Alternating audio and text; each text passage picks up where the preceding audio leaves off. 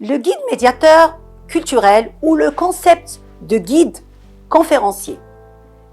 Les principales fonctions d'un guide conférencier sont comme suit. Conduite de visites et conférences. Le guide médiateur organise et anime des visites commentées dans les territoires et les lieux patrimoniaux en s'assurant de transmettre des informations précises et enrichissantes sur le patrimoine culturel et historique. La médiation culturelle. Donc, en tant que médiateur, il joue un rôle clé dans la médiation entre le patrimoine et le public en facilitant la compréhension et l'appréciation des sites visités.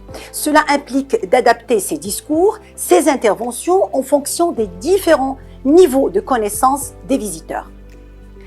La gestion des attentes des visiteurs. Le guide médiateur doit répondre aux attentes des connaisseurs tout en respectant ceux qui ont moins de connaissances, évitant ainsi la compétition entre les participants sur qui sait le plus.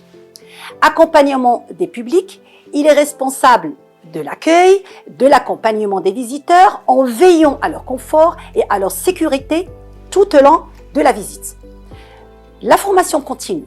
Pour exercer, le guide médiateur doit posséder une bonne culture générale, des connaissances approfondies dans divers domaines tels que l'histoire de l'art, la géographie et autres, et il doit continuer à se former en permanence pour rester à jour.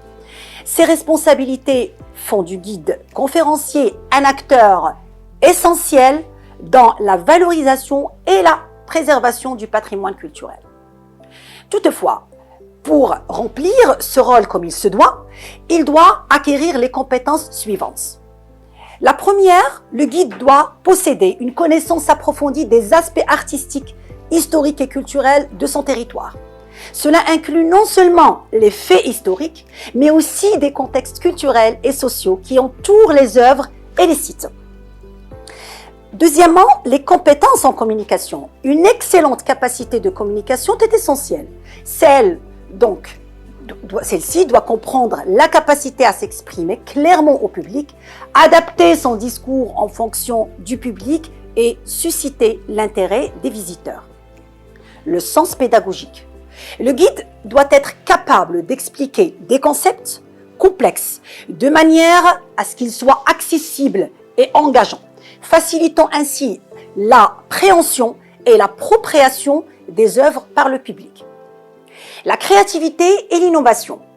La créativité est cruciale pour concevoir des visites interactives et des activités culturelles qui captivent l'audience. Cela peut inclure donc l'utilisation de techniques de narration ou l'intégration d'éléments multimédia dans les visites. Gérer le projet culturel. Des compétences en gestion de projet sont nécessaires pour organiser des événements culturels, gérer des budgets et coordonner avec les différents acteurs, c'est-à-dire artistes, institutions, experts et autres. Adaptabilité et réactivité.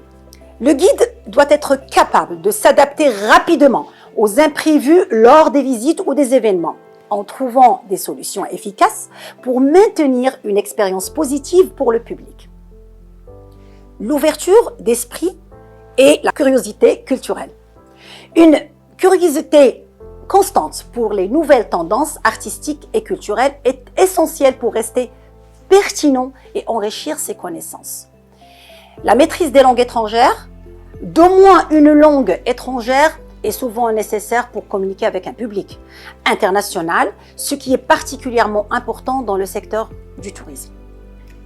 En développant ses compétences, un guide touristique peut non seulement enrichir son propre rôle, mais aussi devenir un véritable médiateur culturel, facilitant ainsi l'accès à la culture et favorisant un dialogue interculturel enrichissant pour tous les publics.